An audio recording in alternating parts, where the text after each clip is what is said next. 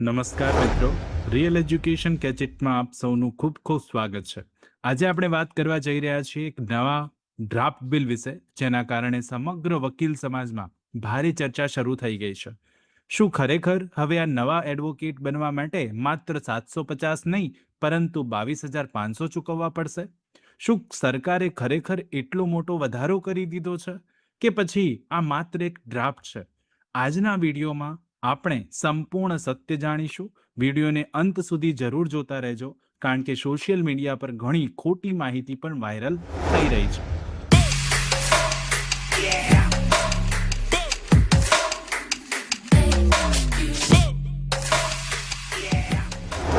તો ફ્રેન્ડ્સ, જેવું કે આપ સૌ સ્ક્રીન પર જોઈ રહ્યા છો કે 20 જુલાઈ 2026ના રોજ ભારત સરકારના કાયદા અને ન્યાય મંત્રાલય દ્વારા એક પ્રેસ રિલીઝ જે છે બહાર પાડવામાં આવ્યું છે, અને તેમાં જણાવવામાં આવ્યું છે કે એડવોકેટ એમેન્ડમેન્ટ બિલ 2026 જે છે નો ડ્રાફ્ટ જાહેર કર્યાનો મૂકવામાં આવ્યો છે, કન્સલ્ટેશન માટે મૂકવામાં આવ્યું છે.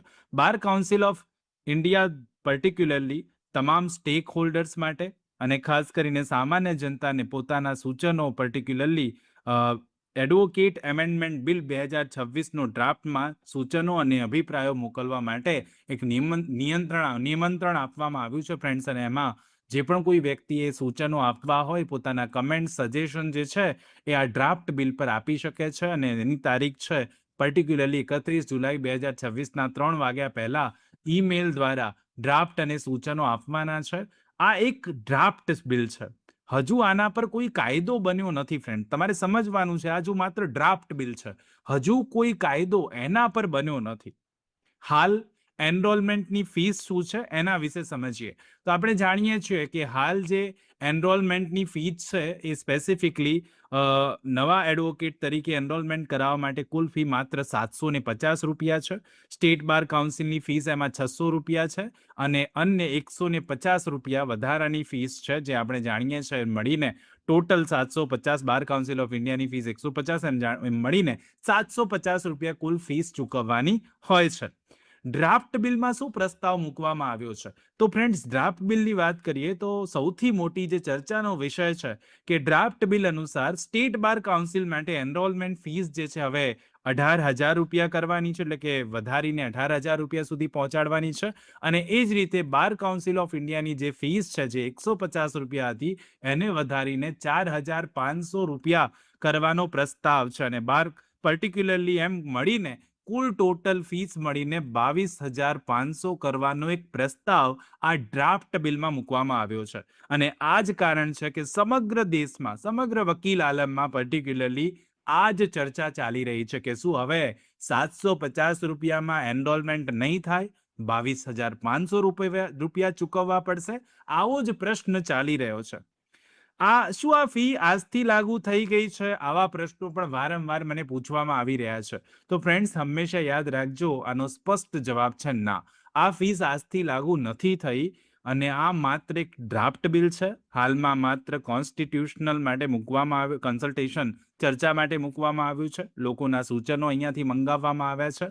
આ પછી તેમાં ફેરફાર પણ થઈ શકે છે, કેટલીક જોગવાઈઓ અહીંયાથી દૂર પણ થઈ શકે છે, અને શક્ય છે કે અંતિમ કાયદામાં ફેરફાર પણ જોવા મળે. એટલે હાલમાં કોઈ પણ વિદ્યાર્થીઓએ ગભરાવાની જરૂર નથી. હાલ તમારે 22,500 ચૂકવવાના નથી. આ માત્ર એક ડ્રાફ્ટ બિલ છે, અને ડ્રાફ્ટ બિલમાં સૂચનો મંગાવવામાં આવી રહ્યા છે કે આને વધારીને આટલી કરવામાં આવે, એના વિશે સૂચનો છે. તો સૂચનોની વાત કરી કે કોઈ પણ વ્યક્તિ સૂચનો મોકલી શકે છે, જેમ કે પ્રેસ રિલીઝમાં કહેવામાં આવ્યું છે. કોઈ પણ સ્ટેક હોલ્ડર, વકીલ હોય, બાર એસોસિએશન હોય, કોઈ પણ પોતાનો અભિપ્રાય રજૂ કરી શકે છે. વિદ્યાર્થીઓ માટે શું અર્થ થાય ફ્રેન્ડ્સ? અહીંયાથી તમારે બસ એટલું સમજવાનું છે કે જો ભવિષ્યમાં પ્રસ્તાવ જેમનો તેમ કાયદો બની જાય, માની લો કે આ જે પ્રસ્તાવ છે હાલ, કે ભાઈ જે 700 રૂપિયા હતો એ વધીને 18,000 થઈ જાય, બરાબર, 750 થી 22,500 થઈ જાય, એવો ને એવો પ્રસ્તાવ જો સ્વીકારી લેવામાં આવે તો એનરોલમેન્ટનો ખર્ચ ઘણો બધો વધી જશે. જે 750 છે, 22,500 થઈ જશે. હાલમાં માત્ર એક ડ્રાફ્ટ છે, આ ફાઇનલ એક્ટ નથી. એટલે સોશિયલ મીડિયામાં જે પણ કોઈ મેસેજ ફરી રહ્યા છે કે આજથી 22,500 ફીસ લાગુ થઈ ગઈ છે, એ માહિતી તદ્દન ખોટી છે. હજુ માત્ર આ ડ્રાફ્ટ બિલ છે. અત્યારે તો ફીસ જે છે એઝ પર લો, જે ₹750 છે એ જ ચાલી રહી છે. તો ફ્રેન્ડ્સ, હવે હું પણ તમને કંઈક પૂછવા માંગુ છું. હવે તમારો અભિપ્રાય શું છે આના પર? શું એનરોલમેન્ટ ફીમાં આટલો મોટો વધારો યોગ્ય છે, કે પછી આ નિર્ણય પર ફરી વિચાર કરવા જેવો છે? તમારો મત જરૂર કોમેન્ટમાં લખજો.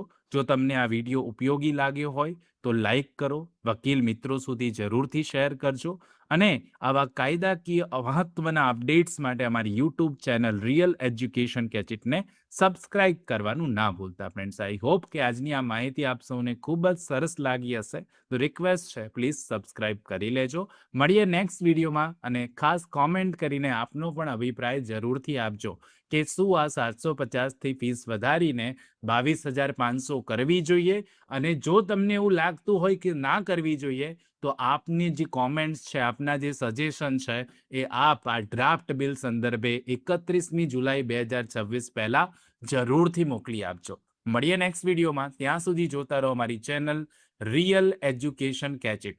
ખૂબ ખૂબ ધન્યવાદ ફ્રેન્ડ્સ. ખૂબ ખૂબ આભાર.